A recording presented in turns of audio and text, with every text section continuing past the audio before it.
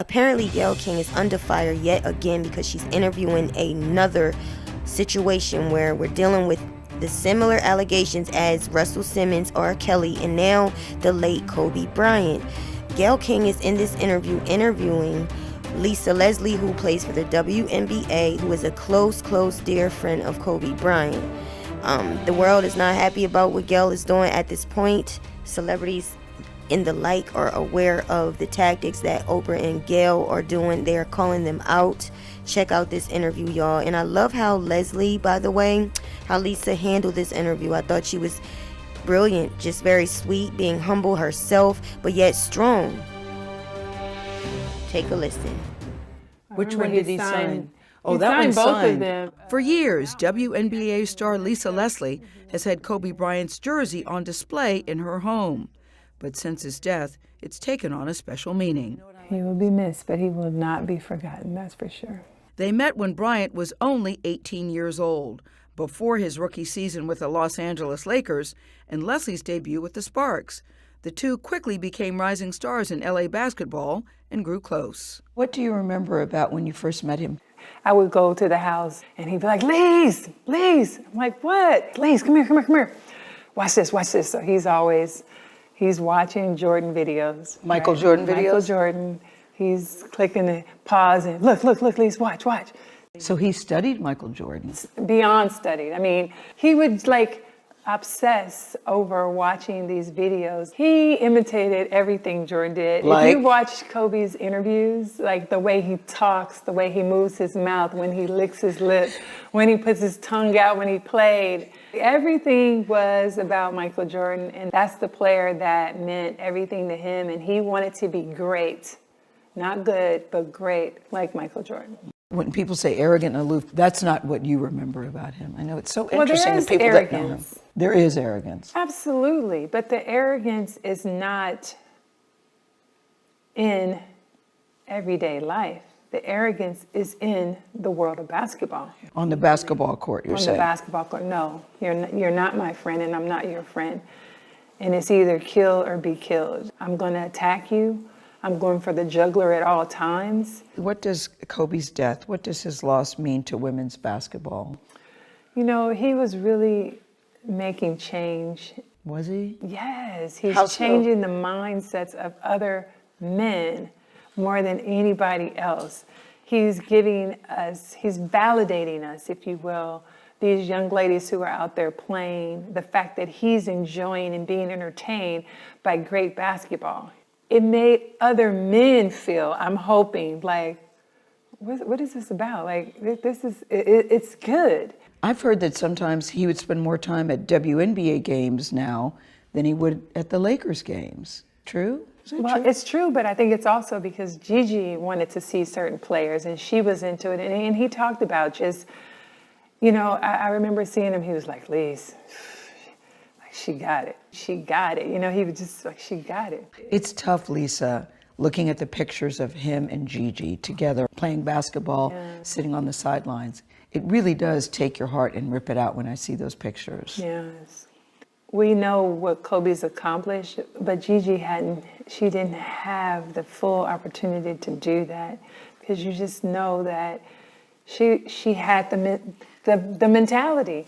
Mambacita was going to make it. She was going to be in the WNBA. It's been said that his legacy is complicated because of the sexual assault charge, which was dismissed in 2003, 2004. Is it complicated for you as a woman, as a WNBA player?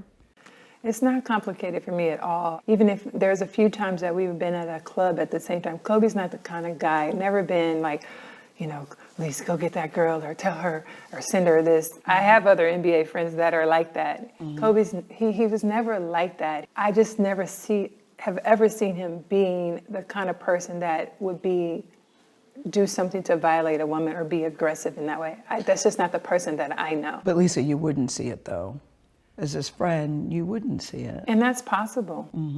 I just don't believe that. And I'm not saying things didn't happen. I just don't believe that things didn't happen with force. Is it even a fair question to talk about it, considering he's no longer with us and that it was resolved? Or is it really part of his history.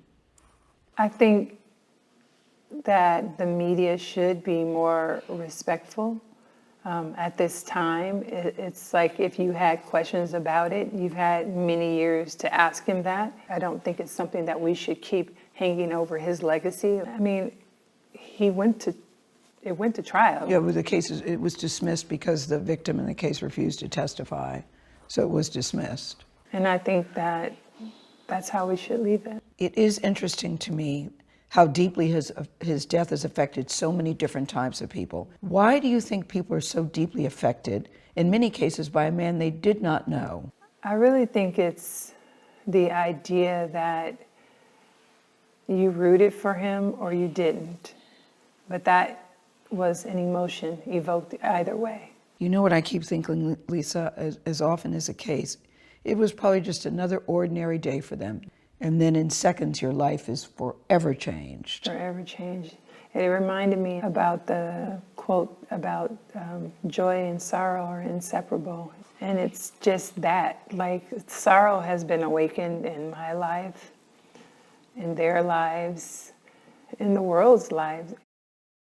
The crowd went crazy. The world is not feeling it no more. Like, at this point, people know that you're up to just basically exploiting only black people, and we just don't understand why. So it's crazy. Gayle King asked the friend of Kobe Bryant, Lisa, what do you remember about Kobe? Lisa answers, Kobe would always be eager to show her moves, and that he would mimic, or he would really study Michael Jordan. He was definitely a fan of Michael Jordan, and it reminds me of R. Kelly when he talked about how he would study every single artist that he worked with so that he can come up with a perfect song. So I think that's definitely a brilliant person and just a master of his craft.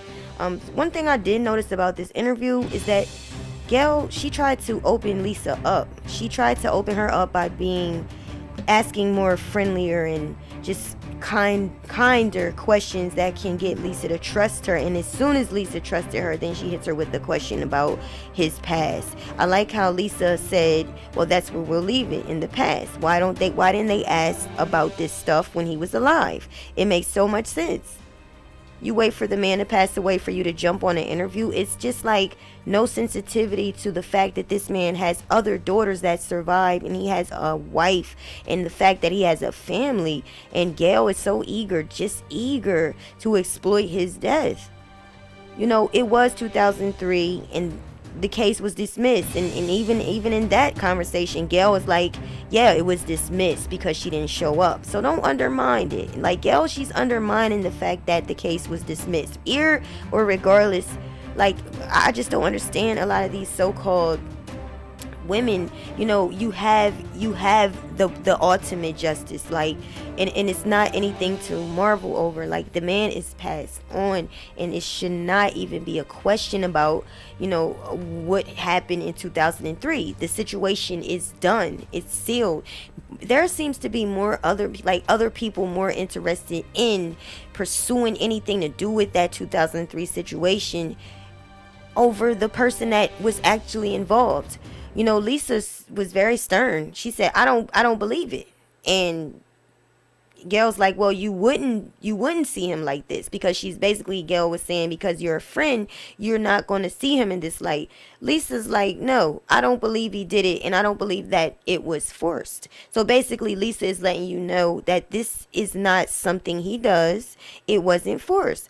My thing is, I don't understand why people won't hear out the Kobe Bryants. They don't care to hear about the men involved. Even when I think about Travis Smiley. I can't think of his name at this time. But I even did a video on that, and I thought it was an excellent video.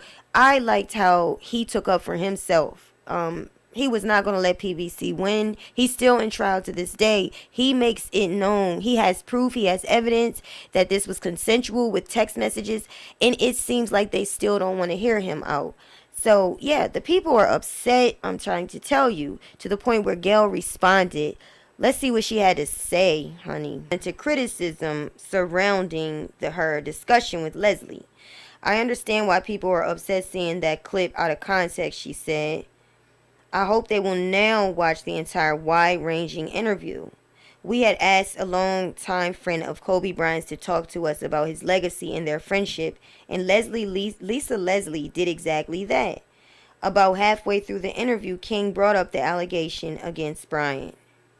And then here we go. Here's what Gayle said. It's been said that his legacy is complicated because of let's just say charges. King asked in the CBS Morning interview published Tuesday, it's complicated for you as a young woman, as a WNBA player. So my thing is, why did you have to bring that up? Like, why? What does that have to do with him and their friendship? And you're asking about his legacy. Why is that that is not a legacy. That's not a part of anybody's legacy. That was just basically Gayle wanting to do that whole interview. All she wanted was that interview to go there. That's all it was about.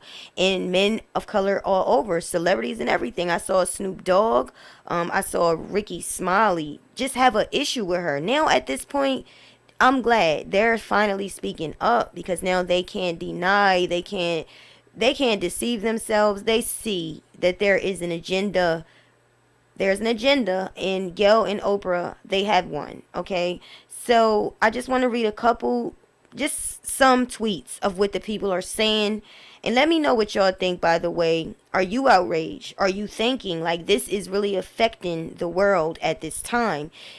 There was a lot of people that had a lot of things to say about R. Kelly, but I'm sure now at least they'll give him an ounce of a chance, that he could be somewhat telling the truth, for those that just strictly don't believe him. I don't know, but since his interview, they've been on a run like Azriel, okay, trying to get interviews, because I guess they made some money from it, or I don't know if somebody's making them ask for these interviews. I don't know if they're after a promotion, but something definitely is up with that, because they got to know by now that this is intruding, people. Now this is just disrespect. Again, I like how Leslie said, and that's where it should be. Back in 2003, dismissed. Case closed. Why you didn't ask that when Kobe was living? So disrespectful and inappropriate. Pragmatic says, Gayle King really trying to push that sexual stuff narrative on Kobe while he is no longer here to defend himself. LOL, she and Oprah will never pass up the opportunity to tarnish a man's name. Why she ain't interviewing people about Harvey Weinstein? Big Boss says, Gayle King tried to manipulate Lisa Leslie into bashing Kobe Bryant after he perished in a helicopter crash with his daughter and friends. This trend of trying to make people believe Kobe was a monster needs to end immediately. And I absolutely do agree with that. So that was just 3 people that had something to say. Also, you can go on YouTube, Twitter, or Instagram. I'm pretty sure they're going to be showing you that. Also, Snoop Dogg said he gonna catch her in the street. Like, people are really heated about this. This is just outrageous. Anyway, I thought I'd let y'all know what was going on with that. Definitely will keep you updated. Okay? Thanks for listening to Spicy Topics. Peace.